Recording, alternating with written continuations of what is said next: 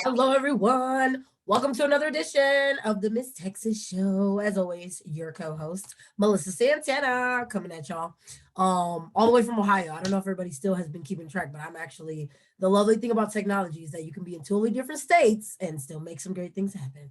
And so we had a guest that was so nice, we had to bring her on twice. And so we have with us again Victoria Kelly, and I am super excited to be able to have her again and be able to share more of life beyond everything that she shared the first time she was with us.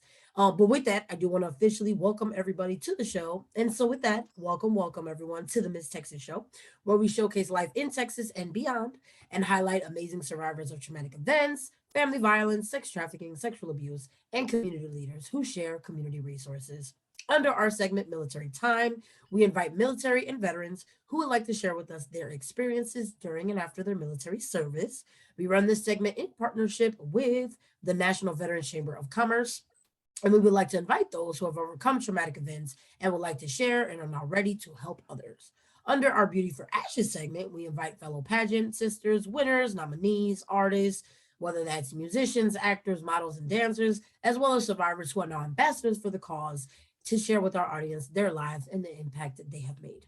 Our show runs twice a month, so if you would like to become a guest on our show, please email us at msusatexas@gmail.com. So that's MSUSATEXAS at Gmail, or message us on our Facebook at MSUSATEXAS. You can also make a donation at www.hopepyxglobal.org to help us help more people. And so, with that being said, once again, we have Victoria Kelly. And so, Victoria has overcome quite a lot in her lifetime, as she shared with us in the past, and and not only has such tremendous examples of resiliency, but also being able to still acquire life beyond at any point in time in her life. So I know that she's going to share a lot about that with us today. But in the past, she did encounter a lot, unfortunately, a lot of abuse. There were individuals in her family who were alcoholics, very neglectful. As a small child, she can remember that. And despite whatever stage she's at now, she still remembers a lot of the abuse she encountered back then.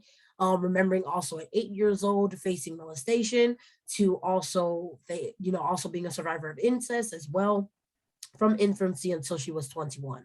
But she was finally able to escape despite having, faced assaults and all those things in the past, and also faced, unfortunately, prostitution after having escaped and all those things. And also was a survivor of kidnapping and was a survivor of all those things. However, at 58 years old, she entered therapy when she was 21. And when she was 24 years old, she got sober and drug free and has continued her sobriety and clean time ever since. Since she was 24, she left a battered women's shelter after the abuse from her son's father, and she began to work with victims and survivors of abuse and to speak out and educate others on how to help other survivors. She's spoken with many other survivors about how to heal from their own childhood and adult traumas, and although she does not consider herself a professional, she has worked with many organizations and has a self-published book called Journey Within: A Survivor's Story.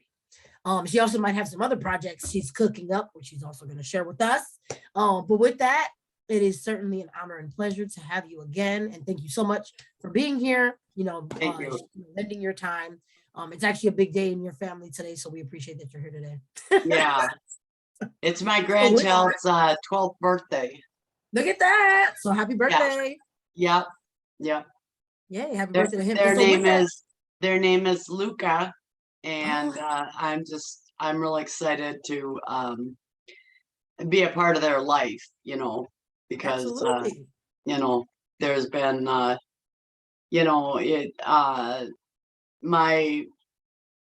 my daughter is just like an amazing mom. A lot of people would call my grandchild spoiled, but they have a computer and they go to really nice places and this and that. And I think we ought to turn the word spoiled into something positive, because they are nurtured, loved, cared for, encouraged, just understood, the things a child needs. And a lot of times children don't get. And I'm just so glad that I see my daughter just, react with my grandchild, and it brings tears to my eyes sometimes, because wishing that maybe that would have been changed my whole life, if I would have had that experience instead of the one I did. And, the way I was treated, I always felt unwanted, unloved. My feelings were never acknowledged, my thoughts. I was, always wrong, with what I thought, what I said, what I, wanted to do with my life. And so I had to do reprogramming or reparenting, as I call it. And my, parent self would have to tell myself it's okay to take care of yourself, self love, reach for your dreams and your desires, have goals and plans, and, you are worthwhile, and just things that a kid should have been told. You are wanted, we want the best for you. And, the world is a safe place, and we're going to make your home safe, so it's like a refuge. If things do happen out in the world, we're here for you. We'll understand and we'll help you through it, and I think my life would have been different if I would have had that stability. But I was raised by my grandparents as a year old, and I didn't get it. They were alcoholics too, and they they lived in a different time. They lived in through the Depression, and they were born in 1914, 1918.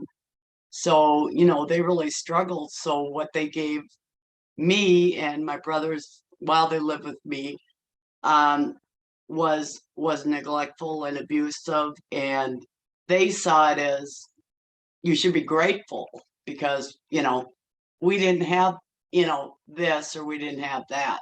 And in truth, that's true. But in the day that I lived in, I was bullied and teased in school because I didn't have the things other kids did. Now I grew up in an area that was, like with really, really rich kids, and they just ignored me. And the kids, like in my quote class, middle class, um, seemed to bully me. So I never knew which was worse, being bullied or ignored. Of course, neither one good. But in high school, I had some friends that I finally got with, and there was about 3 or 4 of us that would sit at the cafeteria, and everybody else would sit far away from us. But at least I had somebody, and most of those kids had been through experiences like me, or had, a lot in common. And so I could talk to them about what was really going on in my life. Like they could talk to me. And so I finally felt some connection, with some people that I never thought that I would. And when I got in the battered women's shelter, when I left my son's father, um, I learned about, emotional abuse, financial abuse, those types of things that, I thought unless you got hit, that was abuse, being, not given food, or, they handle the finances and you have no money, or all those things. I didn't see as abuse because, they didn't hit me, so that was very confusing. And I think the most important part was um, questioning a lot of things that happened, and realized that a lot of things that I was told as a child were lies, outright lies.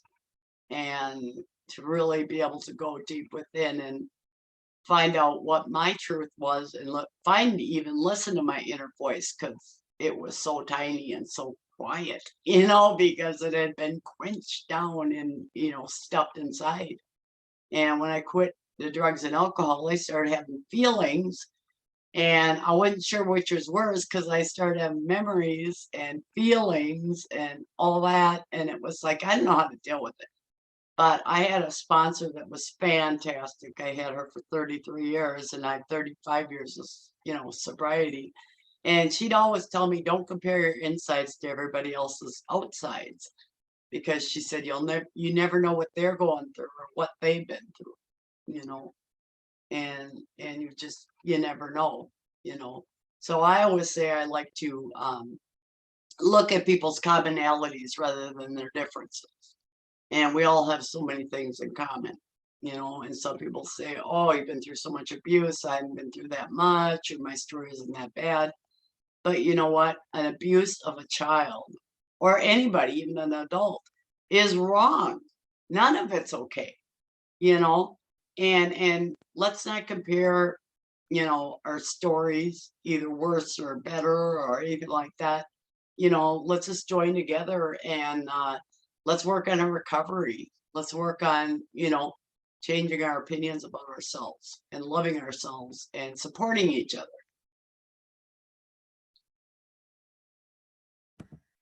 And I definitely can't agree more. For some reason, my mute button wasn't hitting at first. But definitely agree. And I also and of course, so shout out to Luca, by the way. Happy birthday. We love birthdays. And so, but I just think there was a lot there that you did share. And so, and I just think it is beautiful. I also agree. I think it's beautiful that you even have the opportunity now to celebrate even things like a birthday. You know what I mean? Just a birthday, just to be Yeah, happy. Like you're smiling now. You know what I mean? Like you kind of, because it's almost like you finally have permission. Like, I mean, in the yeah, past, it almost felt like you couldn't even do that, no, without it being no, questions, without exactly, without it yes, feeling like something like that. And you brought up yeah, a lot of great things on unfortunately, but like fortunately at the same time. I mean, you also faced not only abuse yeah, in the past, but even being bullied, mhm, which is something that we talk about a lot too, is that bullying, sometimes that's what we're trying to say is, related a lot with abuse. That's the whole point, is that unfortunately people target certain individuals that they know might be going through something. And so unfortunately they see that and they target them. And then, yeah, unfortunately they add on to whatever abuse that person might already be experiencing. But also that person might be vulnerable to that kind of that yeah, kind of treatment, just because they already, like you said, question themselves. They already might feel like they don't have a lot of value, so they might not stick up for themselves like someone else might. And so I just think it's just beautiful to hear, though, that in the midst of all of that, you did do a lot of that work, a lot of that inner work, and you also did a lot of it, like you said, with the reprogramming, but also recognizing that a lot of things you told were false. And I think that was what was powerful. The first thing, out of everything you yeah, said, is that because we have to like learn that what we were told, which we really did believe. I mean, that's why we were able to hold on to them for so long. Were oh, not yeah, worth being believed, however, right? Because they were false. But that's what's so powerful about them, is that in the moment, if you do yeah, believe those lies, they can take control of your life. So I think it was just really powerful that you shared that. And I yeah, think the only other thing that I had wanted to highlight about what you said too was that you do think that your life could have been very differently. And I agree. I mean, of course, your life absolutely without the abuse could have like taken a different path and all of that. But I think what was very interesting was that though, that, like, for example, your sponsor, that was somebody that was able to be in your life and be the voice that you needed at the time that you needed it. You were trying to recover from things, you were trying to find more healing, and they were able to provide that, and be that voice. And I just think that what's beautiful is that, no, I'm not happy that you went through the abuse that you went to, but I'm happy that you've been able to provide that kind of voice for others and also help other people heal, much like your sponsor did for you. So I think it's beautiful that you've done that. I would love to hear more about, all that kind of work you've been doing, but also life after. Apparently, we're here to talk about some other great celebrations and things that you're going through, but, we'd love to hear more about that.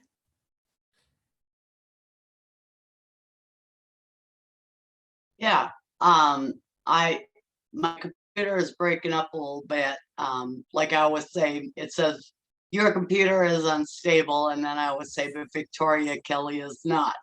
Right. Exactly. So he said, how Amen. do you get your computer to say that? I don't know, maybe I'm imagining it, but it's there, Right. Yeah.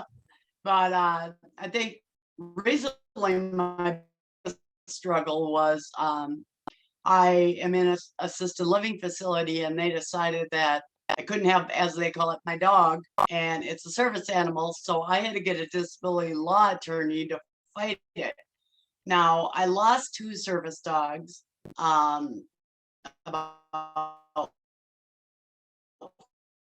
5 years, or I don't know if it was a will or the energy to fight it, um, because I wasn't in that spot, and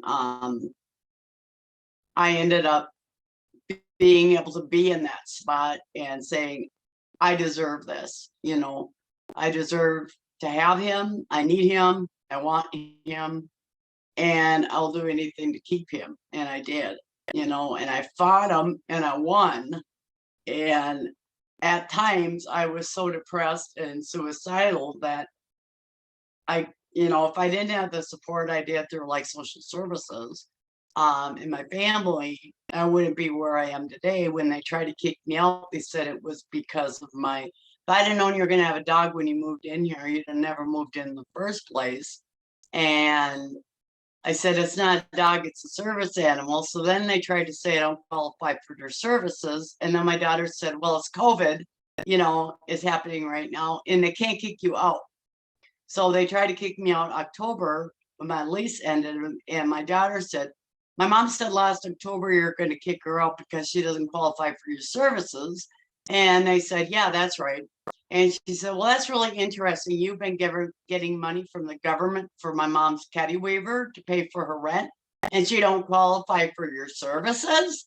Well, that shut them up right away, And so anyway, my daughter says, can you please hold on? We are trying to find a place for my mom to live. We are working on getting her a house. And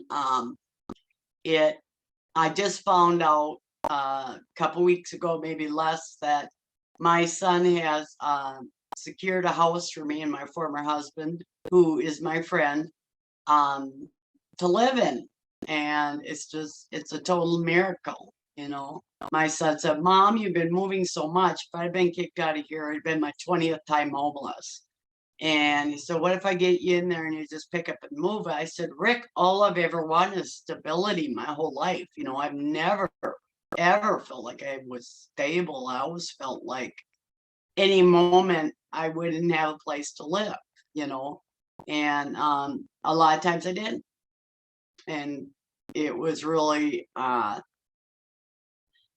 amazing that we found this house like on our third time, and our third house to look at, and somebody said, oh, you might want to look at more, don't pick one of the first thing comes along. And even my former husband said, well, maybe we should keep looking. I said, I love this house, and he says, well, everybody says, and I said, you know what, maybe the universe is like just shining down on us saying, you guys are old, you guys have too much stress already, let me just give you this house so you've got a place to live, and just take all that stress and worry off you. And so we're actually getting the keys to our new house on the 7th, and I will have a bedroom. My kids are fixing up half the garage because I don't drive, for arts and crafts area for me, a place to go out and relax and meditate, and have my stuff out there. And it's just amazing. It's amazing. I have a place to plant a garden, flowers and herbs and vegetables, and a place for my service dog to run in the yard. It's just like everything that I've dreamed of. And I have a higher power box. And about a year and a half ago, I wrote down what I want specifically and put it in the box, and really believe that it was going to happen.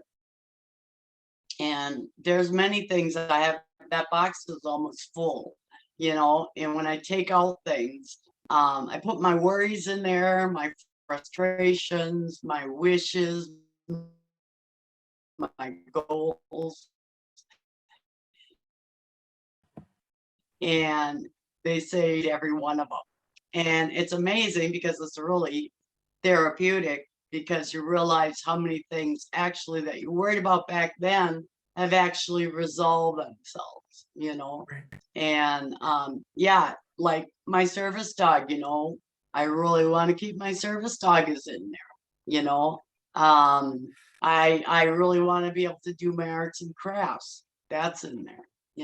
I want to have a garden. That's in there. And it's just amazing that, for me, I wasn't taking action, and sometimes I was literally frozen, and frozen with depression or with just giving up. I had Right. no hope. When I got into AA, I had no hope when I the doors of AA that I was ever going to get sober. Matter of fact, my sponsor see me drinking out of a, do you think you're an alcoholic? I said, yeah, I know I'm an alcoholic. I've been an alcoholic for years. I was Right. 24. And I said, but I'm one of those alcoholics that can't be helped. And she's like, oh, what kind of alcoholic is that? So I spent 33 years telling her what kind of alcoholic that was. And she listened and she, didn't judge me and was just, there for me.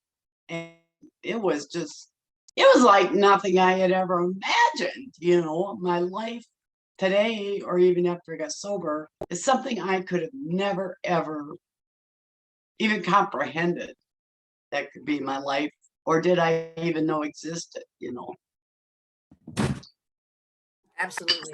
And I think what's also beautiful about a lot about what you were saying there too is that, and that was another thing, is that you kind of also painted this beautiful picture because we're talking about, we started off talking about Luca and how he's celebrating a birthday, and it's his 12th birthday, which is beautiful, and it's close to such another milestone. We'll be a teenager soon.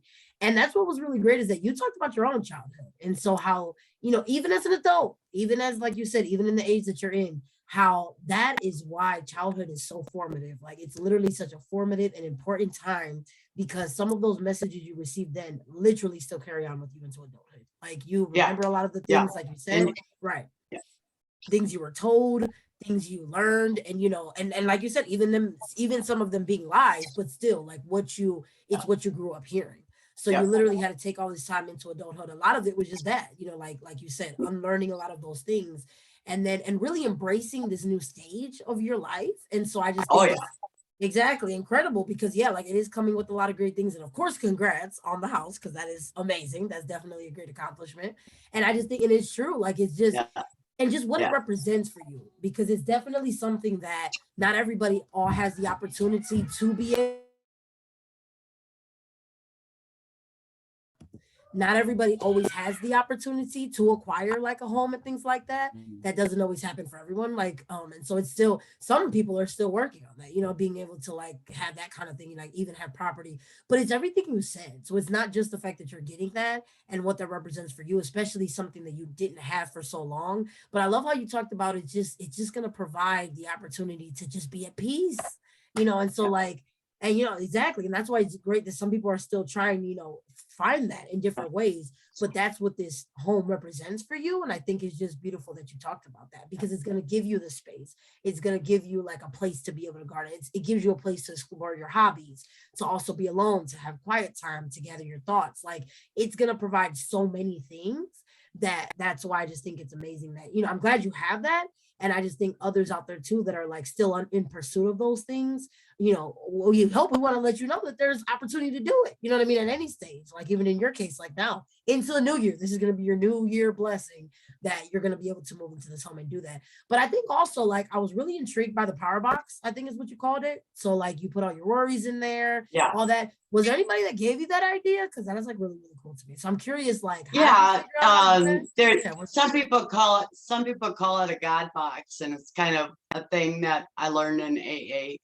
And it's just like I said, if you want to take back those worries or take back those, I'm not going to get that dream. I think I'll pull it out of there. Then you have to read everything out of the box, and but you put them all back in there, so the next time, you're reading them again.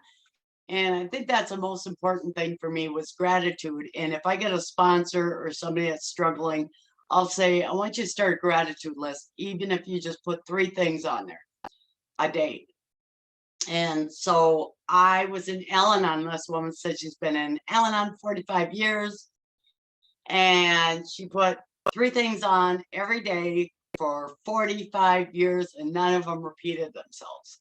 And everybody that was in that meeting went, their jaws dropped, to think of all those great, But I want to tell you, even when I was homeless on the street, I had 3 things: food, shelter, and clothing.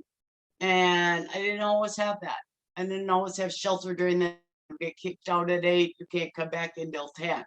Um, Gratitudes where there was a big building that I could, sit down and the wind wasn't coming my way because it was a winter, you know, or I went somewhere and somebody gave me a long coat rather than, what I was wearing, or somebody gave me some gloves, or, somebody said a kind word, somebody smiled, you know, at me. And I tell people, even the simplest things, if you don't have like $100 to give to some organization that you want, to help say the homeless, just go out and smile at somebody. They might not have a smile for a day or all week, or, had a hi, how you doing? I mean, the simplest things we can do for other people. And I always think, if I'm feeling this down and depressed, I know there's somebody else out there that's feeling that way as well. And now with COVID, I think we're being forced to think outside the box. And, like being able to do a Zoom meeting, I don't have to come there to do it. I can do it over the internet. And so people are watching this, you have some way to be either on a phone or a computer. Now, for some people, that's a luxury. People are like, oh, we'll just go to the library. A lot of people won't go to the library because they don't know how to operate a computer in the first place, you know? And so not everybody has the knowledge, not everybody has the skills. And just to be grateful to go outside and say, hey, it's a miracle that tree out there is growing. It's a miracle the squirrels know how to get food, or the birds, they could just be sitting up there in their nest going, I'm hungry. But, they go search out food and get their stomachs full, you know?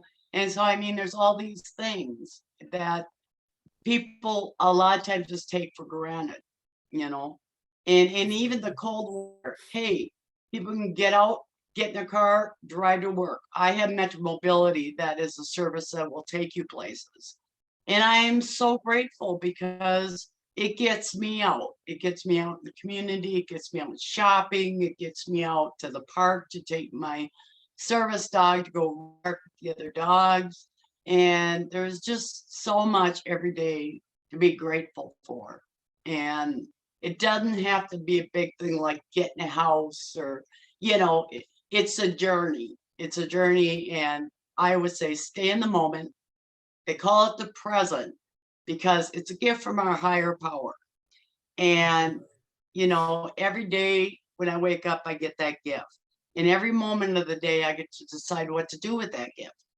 And Johnny Cash said, you can either choose love or hate. And today I choose love. And that really means a lot to me. He said that to his kids all the time. And his daughter, Roseanne Cash, said, and I base my whole parenting belief on that. Just that Absolutely. statement. And that's actually what I thought I was like so moved by, especially at the beginning, which I thought was so adorable, was that, you talking about, being able to celebrate, these milestones in your family and also like with your daughter and all of that. And just that part, because I think like I heard you loud and clear when you were saying again how the abuse might have like affected your life. But that's all I kept thinking about was that of course we definitely, know that things can change. And like I had, said previously, but all I kept thinking about was that I kept saying, I know the abuse may have hurt you, but it obviously did not destroy you, thankfully, because you're clearly Yeah, here, still standing, clearly a survivor, yeah, but also just because you still have such a heart of love, And so I just think that too, that sometimes we think that, we paint this picture in society that, victims and people that have went through abuse, like it's just always so dark and grim and, like they're not capable of doing anything else, or that yeah, it's always going to follow you. Like, don't get me wrong, I'm sure you still have plenty of memories, unfortunately. And, there's yeah, things that you might be dealing with right throughout your life, but it's not like you have this inability to love, you know what I mean? And to still find happiness and to still acquire peace. It may look different, yeah, you know what I mean, now.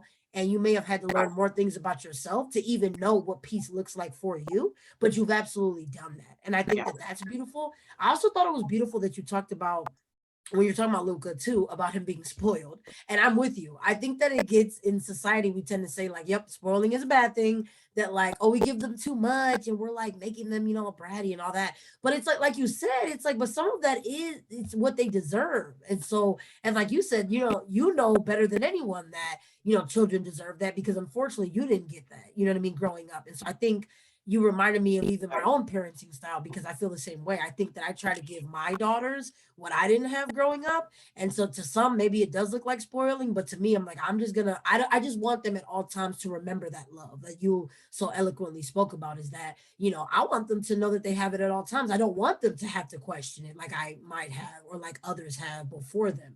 And so I just think it's beautiful that you brought that up, and that, because you remember that so vividly, that's why you work so hard to do that for him, to do that for your family, to do that for others. You know what I mean? And really just, why can't we live our lives Mhm. more with that, more with love, Yes, more with building that joy, and all of that. So I definitely think that that was definitely beautiful. And yeah, I do love hearing more about that power box. I'm glad you shared, and about the God box. I am curious though, is there a lot of things I think that you mentioned in it were going to be dealt with the house? So it sounds like the house is going to provide a lot of the needs yeah. that you put in the box.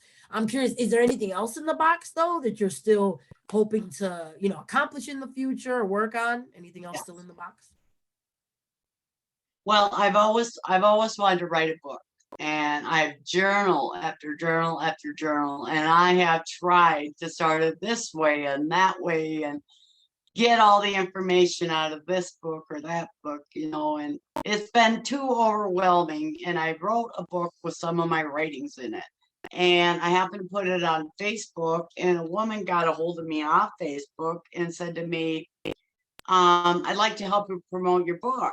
And I said, well, it's just this book I put together of some of my writings. And I made 90 copies. I gave 90 away, and I've just been emailing it to people because it's just, too expensive to make and mail and, all that. And, my dream has always been just to get the information out there, because like other people took the time to share with me, I would not be where I am today, because this stuff didn't just like come out of my brain. I mean, some of it comes from my heart and from my mind, of course, Right. by what I, have learned. But it's all just taken in, and I have a poem I'd like to read to you that was in there. That's okay. Absolutely. And it's called I love poetry. it's called The Strengths of a Warrior Woman. Now it says it's got trouble here doing my message. I have I don't know why, um when I'm trying to find something on my computer or something, it's like, I don't know, it's like really frustrating for me, because I want, I want the computer to do, like, just do it right now, just because it was kind of the way my life too. I just want to be fixed, Right. you know. Do And it first now. of all, I was never broken. My spirit has always been strong. And any, Amen. if anybody's a survivor out there of anything, the fact that you're still here today is not only a miracle, but it shows the strength you have within yourself, you know. And all of us have had negative things that have happened to us, Everybody can account some negative thing. And the thing is that you're still here. You're still fighting. You're still surviving. So you do have at least a glimmer of hope, you know. But this one's called The Strengths of a Warrior Woman. I gather hope from hearing the struggles of those who have walked similar paths, fragments of their stories paralleling mine. I grasp onto their words for the portion I savor as they saturate my mind and soul. I have been told I am courageous. I have survived against unbeatable odds. Yet, when I find myself alone with my thoughts, my memories, survival is just not enough. My inner voice and my guides speak to me. They whisper their truths and teach my mind and fill my heart. I am more comfortable being with myself. Then the peaceful moments come, as if the breeze is passing through my being. My energy as tapped creativity explodes into the paper and the canvas. I never knew how to love myself, or my needs were not to be met. I always wondered what an awful baby I must have been. The voice from the mother of all ages insists that I have always been wanted and loved. The tears from days gone by swell up in my eyes and harden in my throat. Trapped inside her hopes, I wonder if I shall ever see. When I am in need, the phone seems so far away, hanging cold and silent out of reach on the wall. I push myself off the chair, forcing movement, grasping on to hope and trust. I seek out numbers from people who have promised to be there for me, even when I am down, sinking into my sea of depression. The phone's voice, a tone of emptiness and fear, tormenting my ears, soaking into my brain. Yet I gain the courage to dial. Sparks fly through my senses, and a voice reawakens my belief that I need not struggle alone anymore. Words flowing like music. You are accepting me just as I am, not trying to put band-aids on me, not trying to cover my pain, offering suggestions, not shutting me up. There are no cliches, no insistent demands. A listening, concerned, supportive vocal tone helps me to believe that I deserve to live, to be happy, and that things will be okay. For you can hear my story and not try to make it go away, not tell me to forget, not censor my anger or tears, giving me permission to feel to the depth of my soul. Your acceptance helps me to believe that I have not gone crazy, that I can live with all my reality, accepting my past a moment at a time. As I am now just feeling again, your words are unlike those who judge and blame. You find our commonalities, showing me our struggles, holding many shared feelings. Your courage helps me to see the courage in myself. Your hope opens my eyes to the great opportunities of today. Living through it in the moment fills my heart with joy, knowing I have survived another crisis, knowing the care and concern moves through the phone lines, filling my entire being. Help me to now take out my hidden writings, which have remained in storage, the ones I have been afraid to let another person's eyes see, another one judge. Help me to transform them into rays of hope for others. I return to my writing and drawing, hoping to each day somehow tap into the strength and compassion which I have been privileged to receive. I discover a bit of the gifts which I have gained. I try to give freely of myself the joy which I have found. O Mother of the Earth, remind me to visit nature. Stand sure-footed on your sacred soil. Remind me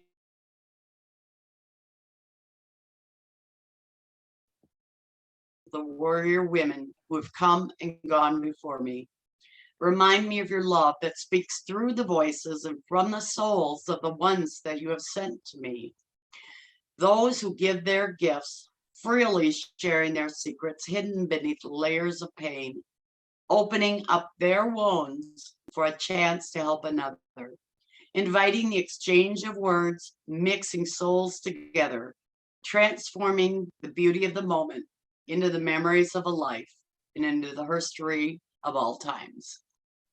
Ooh, now that was amazing. Amazing, Thank amazing, you. amazing, amazing. Thank And I also you. like love poetry, so I'm just like extra, extra excited. So yeah, Yeah. and when the first time I was on the show, I actually shared some of my poetry too, so that was like super cool. Although yours kind of like blew me out the water, though. Not gonna lie. But that was wonderful. So first of all, thank you for sharing with us. Yay! Yeah. But also just So yeah, so the go ahead, woman please. that contacted me, yeah, the woman that contacted me asked me if I'd send the poems, and I did. And I sent her some of my drawings that I had done, you know, and some of the artwork that I did. And she said that her and another woman, they're women's studies professors from Oregon, um, and Jerry and Donna, and they said we would like to write a book, and it would be a book of my words told to them, and I would get the royalties and they would just charge for the work they did. And they've done several, YouTube interviews with me. I sent them the writings, and everybody's like, well, they're gonna write it the way they want. And I said, that's okay.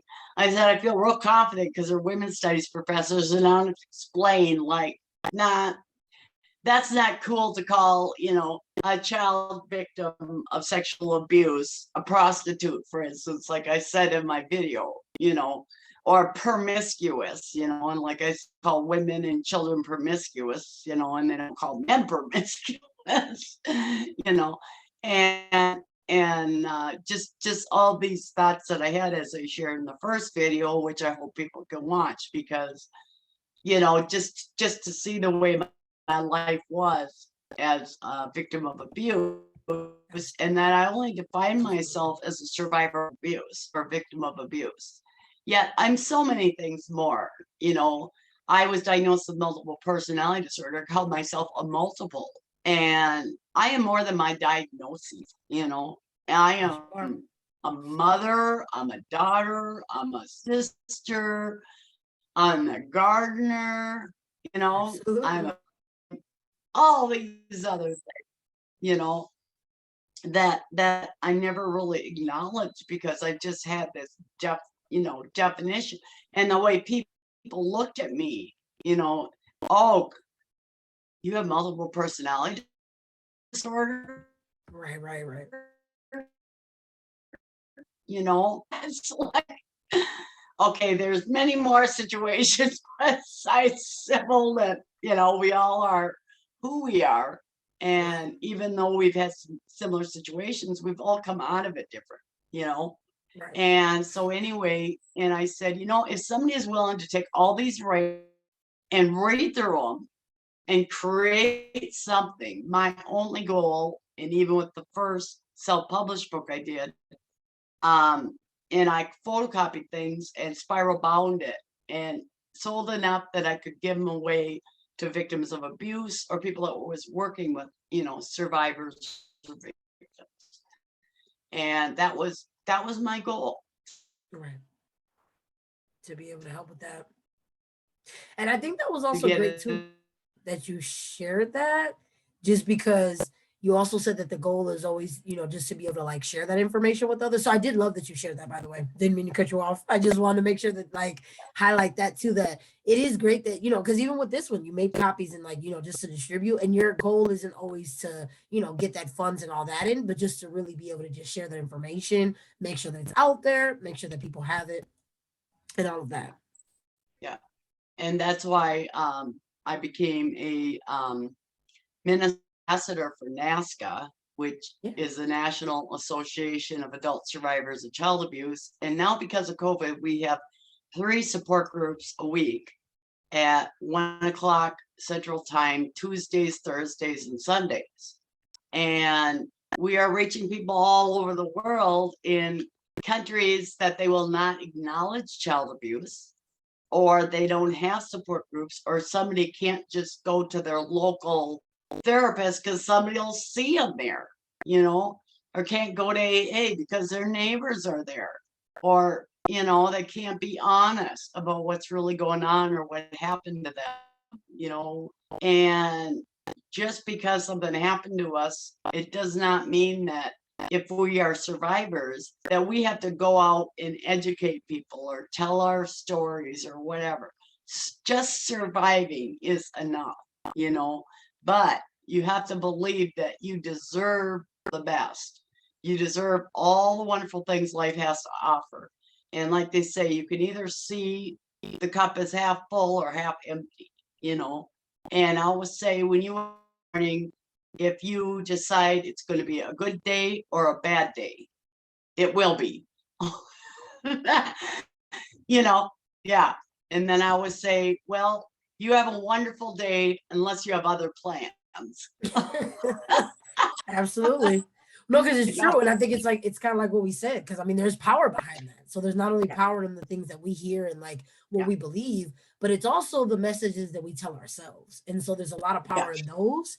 Exactly. And like how the trajectory, because we do. And I think that's also what abuse does, though, is make you feel that you don't have control over your life. And so, Yeah, like, and you buy into that, you believe that, you kind of lead your life that way. And so I think right. that's what's beautiful about where you're at is that, and what you've been able to work against are Yeah, those thoughts and those self-defeating thoughts. So like actually no, I have a lot more control over my life than what I was ever told. I do deserve wonderful things, like you said. I deserve to be happy, like, and yeah, also like figure out whatever happy is, because I know there might be some people also watching. For you, I'm sure the house is going to make you happy. I mean, yeah, clearly it is. yeah. It's a good Well, thing. you know what else made me happy is when I found a really great place to eat because I was at the shelter eating and we got these, like thin pieces of bologna and a bologna sandwich, right?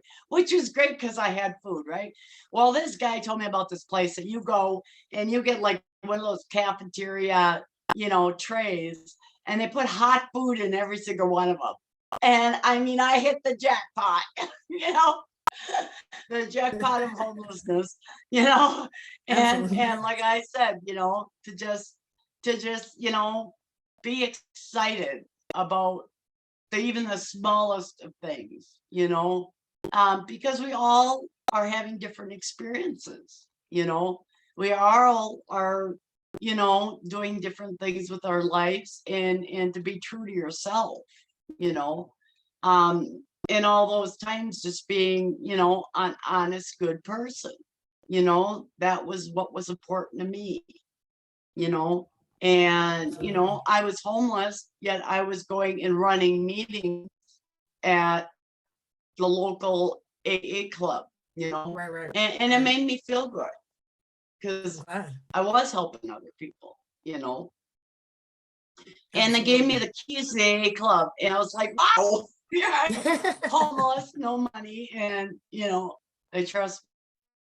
Absolutely. Right. And so that's why I think it's just so great. And for viewers, like if you're still trying to figure out what your happy is, you know what I mean? Like we said here, clearly it can be something small. It doesn't always have to be something big and like as major. I mean, I do hope that anybody out there who might be also on the house hunting search, we wish you well with that. We hope that that goes well because we know that that can be an accomplishment. But maybe it's just hitting a goal that you had set for yourself and like you finally hit it, you know what I mean? And just like after time, after not being able to do it, maybe it's finally, like you said, getting back outside. Because I know you mentioned nature, even in your poetry. Maybe it's reconnecting back because we know that that can do wonderful things for people. And sometimes it may just be that. And so, like, what we think is something like so small is something worth celebrating. It's still worth celebrating, especially at a time like now. I think that this time of year gets a lot of people depressed. You know what I mean? A lot of people are like, in their homes, maybe like buried up and kind of hibernating. But we got to remember now more than ever, and with the pandemic on top of us, that we got to celebrate the small things as well as the big wins, the little wins, everything in between, and still try as hard as we can to go after happiness and whatever that happiness looks like for us. But that it's worth doing, so that it's worth it. So I think that that's like, the great thing that you said. And I am glad that you also mentioned ASCA and how you're part of that, but also like you said that there is support out there. So like obviously it's in different forms. You provide it in a variety of ways though, with the work that you've created, that you wrote, that your written work, with the support groups that obviously you're a part of as well, and with all the work that you constantly do on a regular basis. So I think it's just, beautiful about that. I am curious about that though. So like since we're getting close to the end of our time, I want to make sure that any other future projects that you're currently working on, or any other ways that you're currently working on helping others, and like, just other things like that. I want to make sure I still give you time to talk about those things and other things that, people can learn about that's going on with you.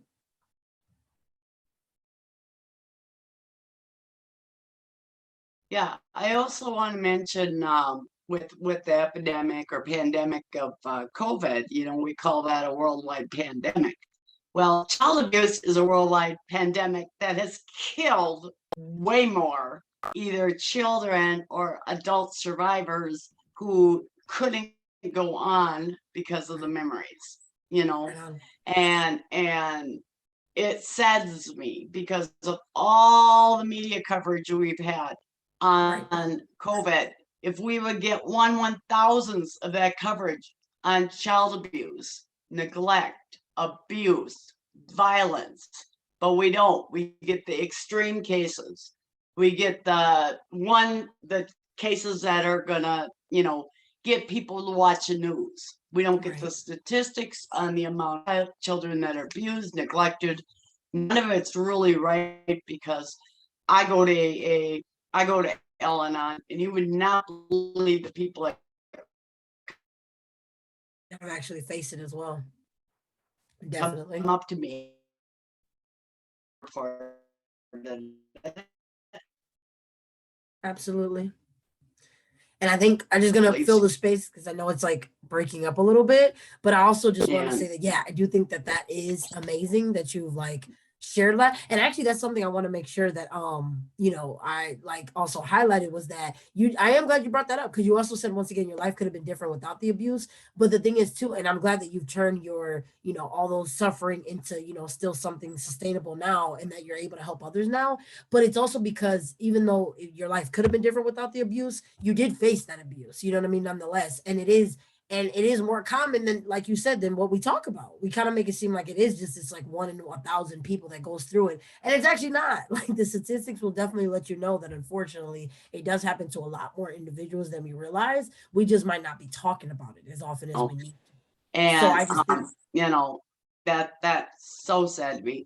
But I did want to say one thing with also COVID pandemic is that people aren't going out hustle bustle doing all this stuff, and a lot of people are going inside. What really matters, you right, know? I can connect maybe on Facebook with my kids. My son's in California. I can't get out there, but I connect more with them now because people are more used to connecting now over, like, say, Facebook Messenger or right, Zoom or whatever.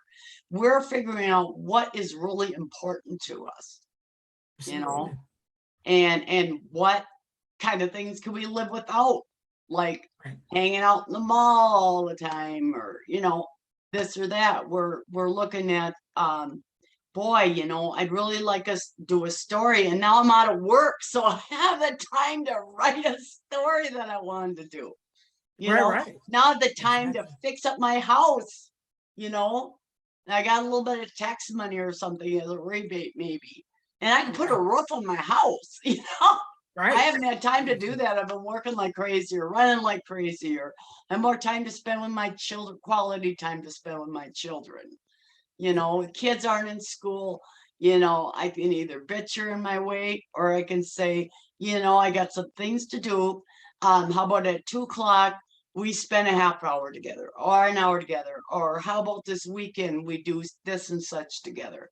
And absolutely, a kid gets a message if you're saying, you're in my way, you're in my way, or I'm trying to work, get out of here. I can right, remember my grandma, I want to learn how to cook, and I'd be in the kitchen and I'd be trying to watch her or ask her questions. Get out of here, I can't stand you in here when I'm trying to cook. Well, think of the message a child gets when you're saying those things, right, to them.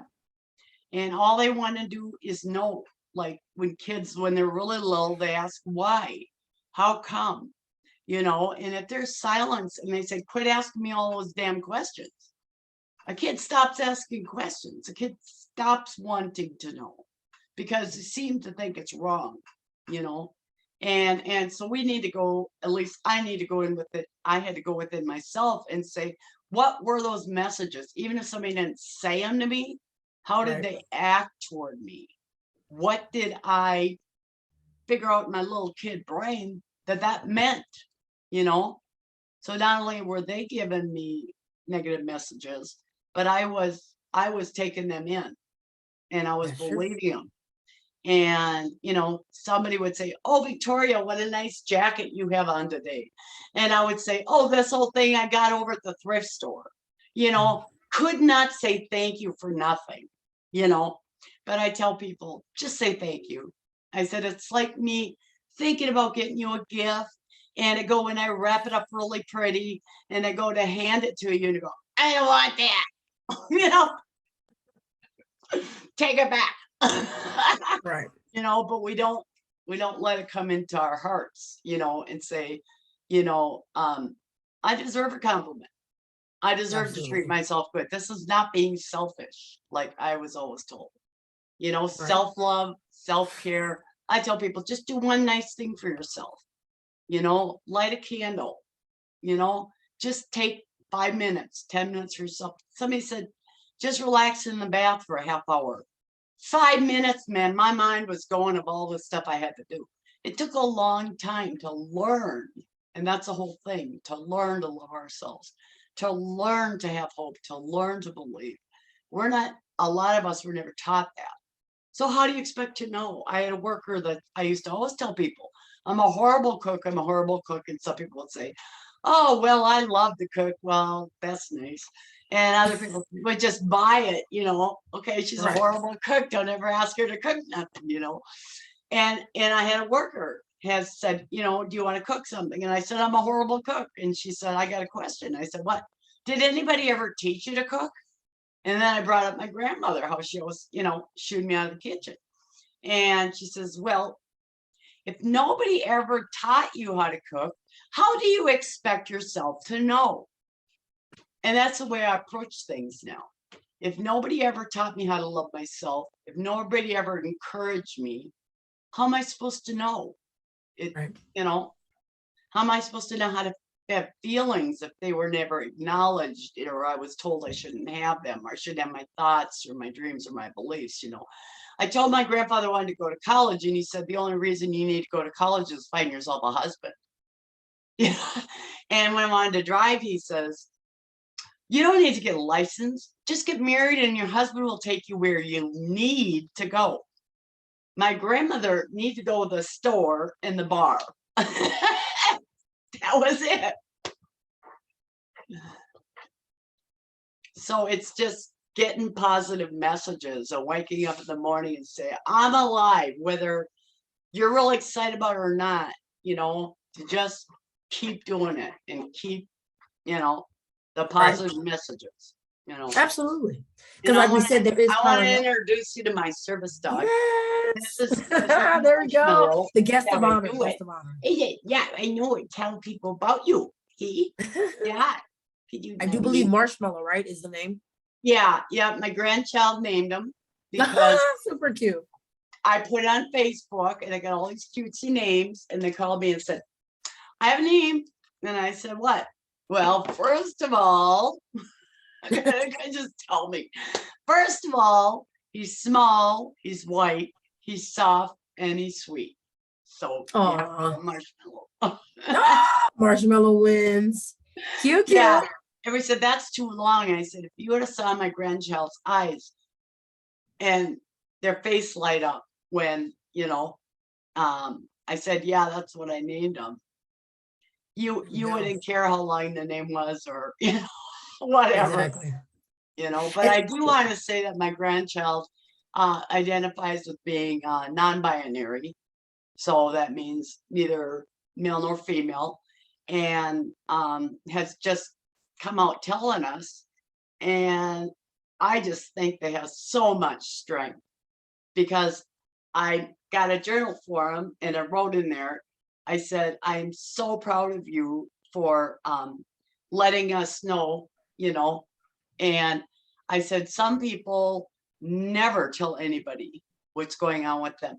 Some people don't even tell themselves. Absolutely. And I am so proud of you, and you deserve, don't just reach for the stars. I said, reach beyond, because there's things beyond the stars. We can see the stars, but we don't know what's beyond them. And everybody should dream, hope, and know that they're going to have the best life.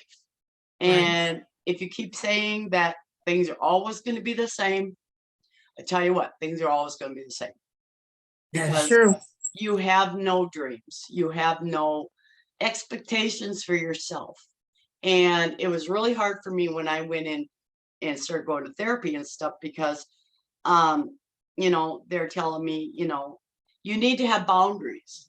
I went, what the hell are boundaries? You mean my wall I have up?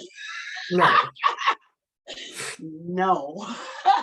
And I started setting boundaries with people that were in my life, and they were like, what's wrong with you? And I said, well, I'm learning to set boundaries. I'm learning to take care of myself. We don't like that. We don't like the new you. course not. They couldn't step on me. You know, I went to Al-Anon and they said, you don't want to be a doormat. Get up off the ground. They thought, God, these people are harsh, you know. Ah! But it was in love that they were saying it, you know, and I did. And you know what? I didn't even have to get those people out of my life. They don't want to be around me anymore. They moved on to somebody else that they could, you know, take advantage of. Right. And now some people I did. I had to say, okay, that's enough. If you can't treat me with dignity and respect the way that I deserve to be treated, then you can't be in my life.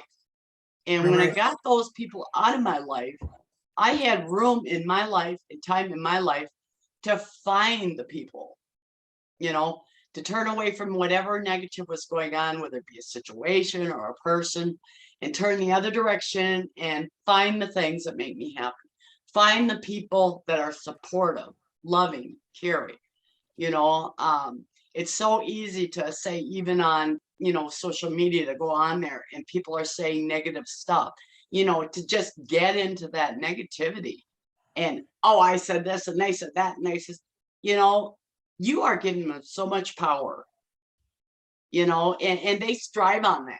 You know, that's why they put it on in the first place, is to get you riled up, you know. Leave it. That's how they are. Move on to the people that are going, hey, you know, I am so excited for you. You're getting your book, you're getting your house, you've got your service dog, you fought for it. We're proud of you, you know. We're proud of you for, you know, going out and buying yourself a new outfit at the thrift store that makes you feel good, you know. Wow, you took a bath today. You hadn't taken one for a week, you know, and just be proud of people, you know, like they say, you know, straighten somebody else's crown, make sure they don't know you're straightening it. That is right. Absolutely. And with that, we are super, super proud of you and all the things you have going on. So again, congrats on that. Happy birthday to Luca and everything that is going on. And so with that, the last thing I just want to make sure you say is, I think you mentioned Facebook a lot. So if viewers want to be able to connect with you, you Yeah. know, how do they do so? And then Yeah. I think you're dropping the book is what you Yeah. said, or you might just keep it, but just if you could drop the name of, you know, whatever you have and all of that before we wrap Yeah. up. I think the important one is NASCA, the National Association of Adult Survivors of Child Abuse. I'm the Yes. Minnesota ambassador, and my information is on there if anybody wants to contact me. And that's NAASCA.org. And there's a ton of information for anybody that wants to learn about child abuse. The founder, Bill Murray, said he wanted to put everything on there that he wished he could have found. And a lot of it was for, and you know, when he first got into getting help, nobody really knew anything about boys that were abused, you know. I mean, can they even be abused? You know, it was like the idea, you know, and we have so much information out there now. And, you know, we just need to help each other find it, because it is out there. But we have to believe in ourselves enough that we deserve it. And we never, like I said, we never have to be alone again. And I kind of dated myself by saying the phone on the wall. Yeah. Right. But Yeah. definitely. Yeah. Well, But my yeah. art and my writing will be in the book, and then a lot of other stuff that I wrote. And they said, we got more than one book here. I said, well, that's awesome, because I haven't even got the tote of journals that are in my storage shed from when I was getting, my psychologist was going through when I had MPD, and for 13 years, you know, Right. and that's not even been sent to you. So I don't know what's going to develop out of this. They had 4 publishers. They finally decided on one. They're getting in the final manuscript. And, you know, so I don't know when, but it sounds like it's coming soon.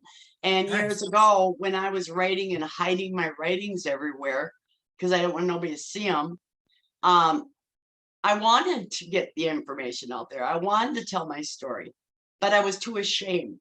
And my shame was not mine.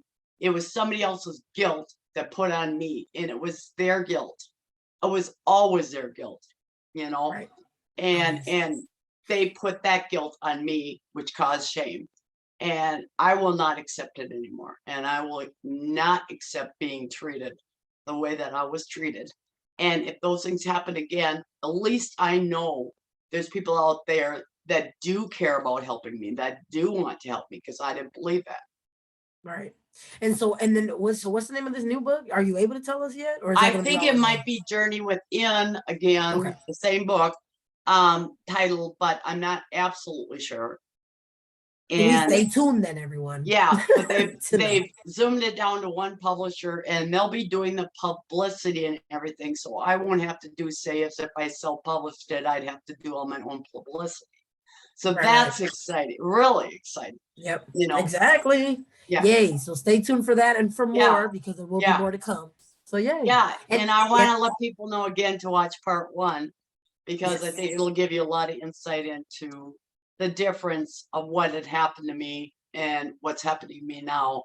And I want to thank you also, and Yeah. Eileen, because to give me the opportunity to share my story and my experience, strength, and hope. Um, Absolutely. you know, if I can be inspiration in any way, form, like they used to say, take what you like and leave the rest. When I went into AA and they first told me that, I said, I like the couch. They said, that's not Right. what we mean. Right. But no, we appreciate it too, though. And so Yeah, thank you very much for being with thank us you. today. Yeah, All thank you. right. And thank you, Bye, everyone else. everyone. Hope to see Bye. you soon. If I don't get a chance to see you, you're all in my heart. Every one of you. Yay. Always. Thank you. Okay.